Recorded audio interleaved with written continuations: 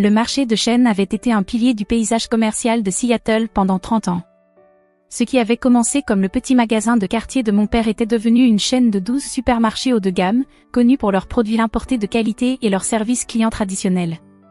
Mais alors que je me tenais dans le bureau de gestion de notre magasin phare, voyant le visage de mon frère David rougir de colère, je savais qu'une ère était sur le point de se terminer. Ton histoire de transformation numérique, ça suffit maintenant, lança David en agitant une impression de ma dernière proposition. Nous sommes une entreprise familiale, Sarah. Nos clients viennent ici pour le contact personnel, par comment tu l'as appelé, des expériences de vente sur mon canal? Je m'appelle Sarah Chêne, à 32 ans, j'étais sur le point d'être licenciée de l'entreprise familiale. Pas parce que j'avais tort, mais parce que j'avais raison, trop tôt. Le marché changeait. J'ai essayé une dernière fois. La livraison de courses en ligne a augmenté de 4 cents % l'année dernière. Si nous ne nous adaptons pas. Assez. David frappa la table du poing. Tu as gaspillé des centaines de milliers sur tes projets futiles, applications mobiles, partenariats de livraison, automatisation des stocks. Rien de tout ça ne correspond à notre marque. Je jetai un coup d'œil à papa, assis silencieusement dans le coin. James Chêne avait construit cette entreprise à partir de rien après avoir immigré de Chine. Mais récemment, il s'était retiré, laissant David gérer les choses. Mon frère avait toujours été son enfant doré, celui qui pensait exactement comme lui. Papa, dis-je doucement, tu nous as appris que l'innovation permettait de maintenir les entreprises en vie. Tu te souviens quand tu as révolutionné les importations de produits asiatiques dans les années 90? C'est la même chose. Le monde change. Le visage de papa resta impassible. Certains changements ne valent pas la peine d'être faits, Sarah. Nos clients aiment les choses comme elles sont. Vraiment? Je fis apparaître les chiffres des ventes sur ma tablette. C'est pour ça que nos revenus ont chuté de 15 % le dernier trimestre? Que notre clientèle vieillissante? Que Whole Foods et Amazon Fresh nous grignotent notre part de marché? Parce que tu nous as détournés de notre activité principale, cria David. Pendant que tu jouais avec tes jouets technologiques, nos opérations traditionnelles ont souffert. Eh bien, ça s'arrête aujourd'hui. Il sortit une lettre officielle. Le conseil d'administration, dont tu sais qu'il comprend papa et moi, en tant qu'actionnaire majoritaire, a voté pour mettre fin à ton contrat de travail, avec effet immédiat.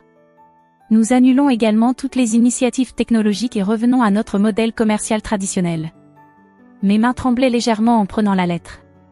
10 ans de travail, de tentatives pour faire entrer notre entreprise familiale dans l'ère numérique, se terminaient par 2 signatures.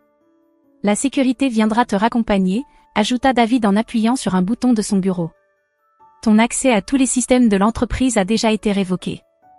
Je jetai encore un coup d'œil à papa, ne voyant pas de la colère, mais quelque chose de pire, de la déception. Il n'avait jamais compris pourquoi sa fille, avec son MBA de Stanford, ne pouvait pas simplement accepter les anciennes méthodes de gestion. Tu regretteras ça, dis-je tranquillement en rassemblant mes affaires. Pas parce que tu m'as viré, mais parce que tu choisis d'être aveugle à l'avenir. La seule chose que je regrette, répondit David, c'est de t'avoir laissé perdre autant de temps et d'argent avec tes fantasmes technologiques. Le marché de Chêne, c'est la tradition, le service personnel, pas les applications et les algorithmes. 2 agents de sécurité apparurent à la porte. Alors qu'ils me conduisaient à travers le magasin, en passant devant les employés avec qui j'avais travaillé pendant des années, je tins ma tête haute. Qu'ils voient, qu'ils se souviennent. Ce n'est que lorsque j'atteignis ma voiture que je permis à un sourire de s'épanouir sur mes lèvres. Pauvre David, si confiant dans sa victoire, si certain d'avoir arrêté mes fantasmes technologiques juste à temps. Il n'avait aucune idée de ce qui se passait réellement. Mon téléphone vibra, un message de Marcus, mon partenaire secret et ancien responsabilité de Chêne. Tout a été transféré avant qu'il ne coupe l'accès. Le projet Phoenix est prêt. Parfait timing. Pendant les 18 derniers mois, alors que je perdais la bataille pour moderniser Chêne Marketplace, j'avais monté quelque chose en parallèle, une nouvelle plateforme de vente au détail qui combinait le meilleur des épiceries traditionnelles avec la technologie de pointe. Chaque proposition rejetée par ma famille avait en fait été une phase de test. Chaque innovation rejetée, affinée et améliorée en secret. Le bureau de Seattle de ma start-up, Phoenix Market, n'avait rien à voir avec les magasins traditionnels de Chêne. Installé dans un entrepôt transformé, il bourdonnait de l'énergie des développeurs, des data scientists et des innovateurs en commerce de détail. L'espace que ma famille aurait qualifié d'industriel et froid était en réalité le centre de commandement d'une révolution du commerce de détail. Rapport de situation, lancez-je en entrant dans la salle principale. Les téléchargements de l'application mobile dépassent les prévisions, rapporta Lisa, ma responsable numérique. Les clients de l'accès anticipé adorent la liste de courses alimentée par des publicités et l'intégration des recettes. Le réseau de livraison est prêt, ajouta Marcus. Une flotte de vans électriques, entièrement automatisée et testée. Nous pouvons garantir une livraison en 1 heure sur toute la zone métropolitaine de Seattle. Je hochai la tête, observant nos systèmes suivre les stocks, prédire les tendances de la demande et optimiser les itinéraires de livraison en temps réel. Tout ce que ma famille avait rejeté comme technologie inutile était ici, fonctionnant parfaitement. Et l'intégration avec Amazon, demandai-je. Conférence dans 10 minutes, sourit Marcus. Leur équipe de sortie est excitée. Personne ne leur a jamais proposé un partenariat comme celui-ci. Alors que Shenes Marketplace peinait à rivaliser avec Amazon Fresh, j'avais développé une approche différente. Plutôt que de lutter contre le géant du commerce électronique, nous étions devenus leur partenaire local premium, gérant les produits alimentaires spécialisés et ethniques via leur plateforme tout en maintenant notre propre opération indépendante. Mon téléphone vibra à nouveau, une alerte de nouvelles sur les derniers résultats financiers de Shenes Marketplace. Encore une fois, des ventes en déclin, une part de marché perdue. Le prix des actions chutait à mesure que les investisseurs s'inquiétaient de l'incapacité de l'entreprise à s'adapter aux conditions changeantes du marché. Sarah, Marcus apparut à la porte de mon bureau, ton frère est sur CNBC en ce moment, parlant de leur retour aux valeurs traditionnelles. Je montai le volume, observant David défendre sa décision d'abandonner toutes les initiatives numériques. Le marché de chaîne, c'est le service personnel, c'est connaître nos clients, déclara-t-il fièrement. Nous ne poursuivrons pas les tendances technologiques au détriment de nos valeurs fondamentales. L'intervieweur le pressa.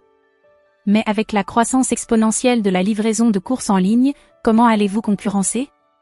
Nos clients viennent chez nous pour l'expérience, insista David. Ils veulent choisir leurs propres produits, parler avec du personnel compétent. Vous ne pouvez pas reproduire ça en ligne. Je souris, pensant à notre système de recommandation de produits alimentés par IA qui connaissait les préférences des clients mieux que n'importe quel humain ne pourrait le faire. À notre technologie de vision par ordinateur capable de sélectionner de meilleurs produits que la plupart des employés expérimentés. C'est l'heure de l'appel avec Amazon, me rappela Marcus. L'heure suivante allait tout changer, mais pas seulement pour moi, pour toute l'industrie du commerce de détail. David pensait qu'il protégeait l'héritage de notre famille en s'accrochant au passé. Il allait apprendre que le véritable héritage ne consiste pas à préserver les anciennes méthodes, mais à évoluer pour mieux servir les clients. Prête à lancer, demanda Lisa alors que je me dirigeais vers la salle de conférence. Je pensais au visage de papa lorsqu'il a signé ma lettre de licenciement, à l'arrogance de David qui croyait avoir empêché le changement d'arriver. Prête, confirmai-je. Il est temps de leur montrer à quoi ressemble vraiment l'avenir du commerce de détail. Les heures suivantes allaient non seulement transformer ma carrière, mais aussi le concept même de ce qu'une entreprise familiale pouvait devenir. Mais ça, c'est une autre histoire, celle qui commence par une simple annonce qui allait faire tousser mon frère sur son café du matin. Amazon annonce un partenariat révolutionnaire avec Phoenix Market, transformant la livraison de courses locales. Le matin après l'annonce d'Amazon, je m'assis dans le centre de commandement de Phoenix Market, regardant nos systèmes s'illuminer d'activité. La nouvelle du partenariat avait été diffusée à 6 heures, heure de l'Est. À 9 heures, heure du Pacifique, les téléchargements de notre application avaient fait planter nos serveurs 2 fois 20 000 nouveaux clients en 3 heures, rapporta Lisa en surveillant le tableau de bord des analyses. Les réseaux sociaux explosent. Tout le monde veut savoir comment une start-up dont personne n'a entendu parler a décroché un partenariat exclusif avec Amazon. Je souris, pensant aux 18 mois de développement secret qui avaient rendu cela possible. Pendant que ma famille se concentrait sur les métriques du commerce de détail traditionnel, nous avions créé quelque chose qui redéfinissait toute l'expérience des courses. Sarah. Marcus entra dans la pièce en trombe. Tu dois voir ça. Les actions de Shenes Marketplace sont en chute libre, moins 30% depuis l'ouverture du marché. Je consultais les nouvelles financières sur ma tablette. Les gros titres étaient brutaux. L'avenir de Shenes Marketplace en doute alors qu'Amazon s'associe avec un concurrent innovant. La chaîne de supermarchés traditionnels fait face à une perturbation numérique. La nouvelle entreprise des anciens dirigeants menace l'héritage de l'entreprise familiale. Mon téléphone vibra, le numéro de David. Je laissai passer l'appel. CNBC veut une interview, dit Lisa. Il nous appelle l'avenir du commerce de détail hybride. Avant que je ne puisse répondre, le bureau de sécurité appela. Mademoiselle Chen, votre père est ici. Je m'arrêtai net. Papa n'avait pas essayé de me contacter depuis le jour où il m'avait renvoyé. Faites-le monter. Il avait l'air plus vieux d'une certaine manière, debout dans l'embrasure de la porte de notre bureau ultramoderne. Ses yeux se posèrent sur les écrans montrant des analyses de données en temps réel, les développeurs codant de nouvelles fonctionnalités, les fourgonnettes de livraison électrique étant chargées dans notre entrepôt automatisé. C'est ce que tu essayais de nous dire, dit-il doucement. Toutes ces propositions, toutes ces idées que nous avons rejetées. Ce n'est que le début, répondis-je. Tu veux voir comment ça fonctionne vraiment?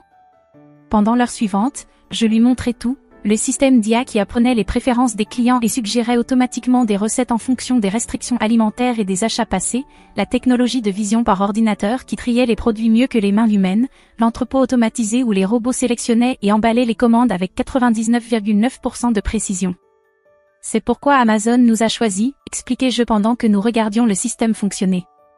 Nous ne sommes pas juste un autre service de livraison. Nous avons réinventé l'ensemble de l'expérience des courses.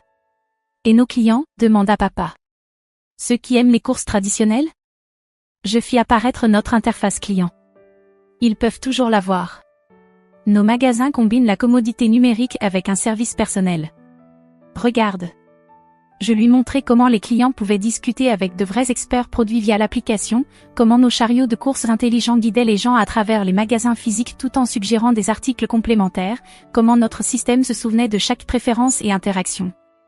Ça détruit la tradition, dis-je doucement. Ça l'évolue, ça l'améliore. Papa resta silencieux pendant un long moment. Ton frère convoque une réunion d'urgence du conseil. Les actions de Chen ont perdu presque la moitié de leur valeur depuis ton annonce. Je sais qu'il veut te poursuivre. Il prétend que tu as volé des secrets de l'entreprise.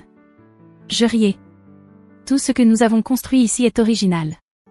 Chaque innovation qu'ils ont rejetée, nous l'avons développée à partir de zéro. Vérifie les brevets. Avant qu'il ne puisse répondre, Marcus entra précipitamment. Sarah, tu dois voir ça.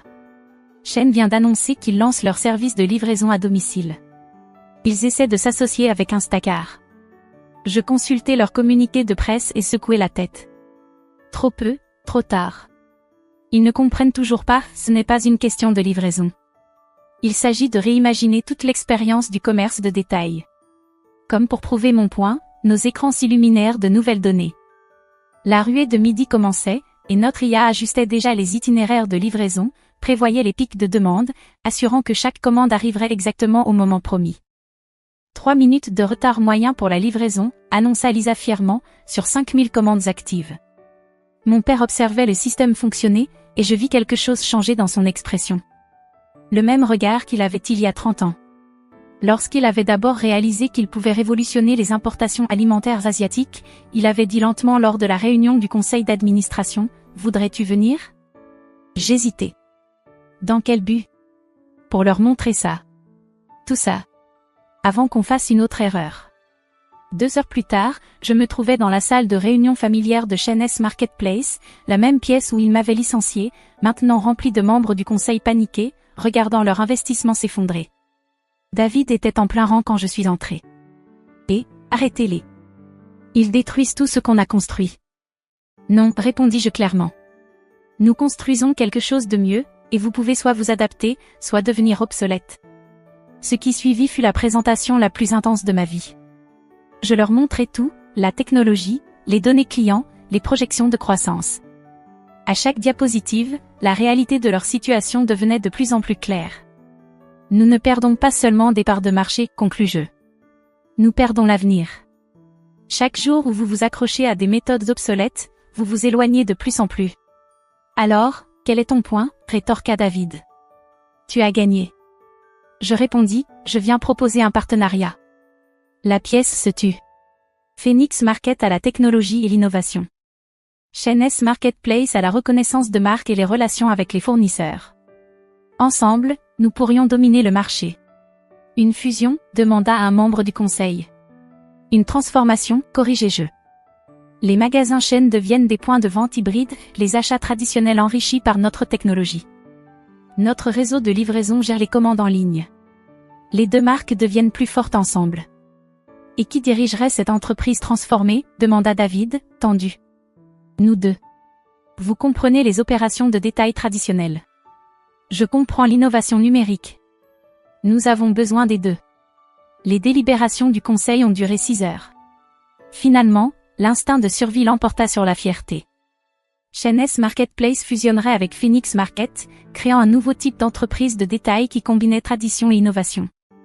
Les mois suivants furent intenses, convertir les magasins chaînes avec notre technologie, former le personnel au nouveau système, aider les clients à s'adapter aux changements. Mais les résultats étaient indéniables. Les ventes ont augmenté de 200% au premier trimestre, la satisfaction client a atteint des records et le prix de l'action a récupéré et monté en flèche à mesure que les investisseurs reconnaissaient le potentiel de notre modèle hybride. David a eu du mal au début, mais a finalement trouvé son rythme en dirigeant nos expériences en magasin haut de gamme. Il s'est avéré qu'il avait raison sur certains clients voulant un service personnalisé, il n'avait juste pas compris comment la technologie pouvait l'améliorer plutôt que le remplacer. Mon père passait plus de temps dans l'entreprise qu'il n'en avait passé depuis des années, fasciné par la façon dont nous avions réinventé sa vision d'origine. Tu as vu l'avenir, me dit-il un jour, tout comme j'ai vu le potentiel des produits alimentaires importés il y a 30 ans. J'avais oublié que l'innovation ne s'arrête pas. 1 an après la fusion, je me trouvais dans notre magasin phare, désormais une vitrine de la façon dont le commerce de détail traditionnel et la technologie de pointe pouvaient fonctionner ensemble. Le panneau historique de Chaînes Marketplace pendait au-dessus de nos chariots intelligents. Les clients discutaient avec des employés compétents tandis que notre IA offrait des recommandations personnalisées via leur téléphone. Excusez-moi, s'approcha un client âgé. Êtes-vous Sarah Chen, celle qui a apporté tous ces changements? Je hochai la tête, légèrement nerveuse. Beaucoup de nos clients de longue date avaient initialement résisté à la transformation numérique. Je voulais juste vous dire merci, sourit-elle. Je viens toujours faire mes courses ici parce que j'adore l'atmosphère, mais j'utilise votre application pour les livraisons quand mon arthrite se manifeste. C'est le meilleur des deux mondes. C'est là que j'ai su que nous avions réussi, pas seulement à sauver l'entreprise familiale, mais à l'améliorer. Nous n'avions pas détruit la tradition, nous l'avions aidée à évoluer. La semaine dernière, une jeune entrepreneur m'a demandé conseil après une conférence sur le commerce de détail. L'entreprise de ma famille a du mal avec la transformation numérique, dit-elle. Ils ont peur de perdre leur identité. Je lui ai montré le centre de commande de notre magasin phare, où l'expertise du commerce de détail traditionnel se mêlait parfaitement avec la technologie de pointe. L'innovation ne signifie pas abandonner vos racines, lui ai-je dit. Cela signifie les aider à se développer dans de nouvelles directions. Parfois, la meilleure façon d'honorer la tradition est de l'aider à évoluer. David nous a rejoints dans le centre de commande, maintenant à l'aise parmi les écrans et les flux de données. Raconte-lui l'histoire du jour où tu as été licencié, sourit-il, et comment c'était la meilleure chose qui soit arrivée à l'entreprise familiale. Nous avions fait du chemin depuis ce jour dans la salle de réunion. L'entreprise continuait de croître et d'innover, mais maintenant nous le faisions ensemble, tradition et technologie, passé et futur, famille et progrès, tout fonctionnant en harmonie. Alors que j'écris ceci depuis mon bureau, surplombant notre opération de commerce de détail hybride, je pense à tout le chemin parcouru. Les fantasmes technologiques qui m'ont fait licencier ont transformé non seulement notre entreprise familiale, mais toute l'industrie du commerce de détail. Mon père continue de venir travailler chaque jour, fier de voir le rêve de l'immigrant qu'il était évoluer en quelque chose qu'il n'avait jamais imaginé. David est devenu un champion de l'innovation, nous poussant toujours à trouver de nouvelles façons d'améliorer l'expérience client. Et moi? J'ai appris que la véritable innovation ne consiste pas à détruire l'ancien pour faire place au nouveau, il s'agit de trouver des moyens de les faire travailler ensemble en créant quelque chose de mieux que ce qu'ils pouvaient être seuls. Après tout, les entreprises familiales, tout comme les familles elles-mêmes, n'ont pas à choisir entre tradition et progrès. Elles ont simplement besoin du courage de laisser les deux grandir ensemble.